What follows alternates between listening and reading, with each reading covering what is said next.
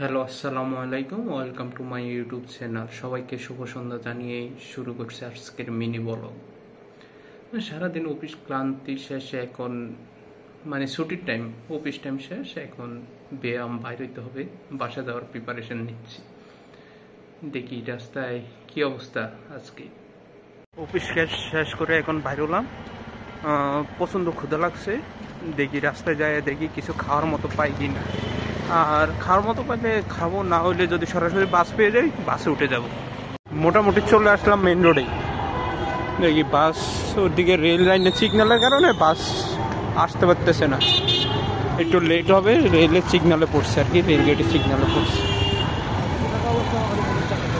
সরণি নামার পরে হাঁটি হাঁটি যাচ্ছি। আমি যদি বিআরটিসি বাসে উঠি তাহলে আমার বিজয় সরণিতে প্রায় আধা ঘন্টার উপরে আমি সিগন্যালে থাকতে হয়। তাই আমি বৈশাখী বাসে উঠে প্রধানমন্ত্রীর কার্যালয়ের ওই দিক দিয়ে লিঙ্ক রুট দিয়ে চলে আসি বিজয় সরণি মেট্রো স্টেশন। সেখান থেকে নামি তারপরে 10-15 মিনিট হাঁটি।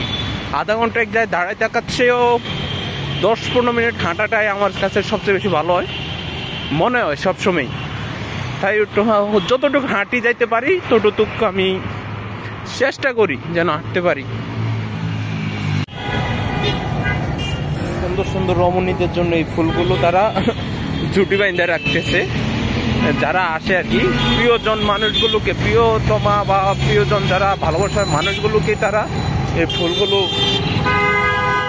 মনে করেন সামান্য কিছু টাকার বিনিময়ে তারা বিক্রি করে, যেটা প্রিয় মানুষকে কেউ যদি গিফট করে তারা খুবই খুশি হয়।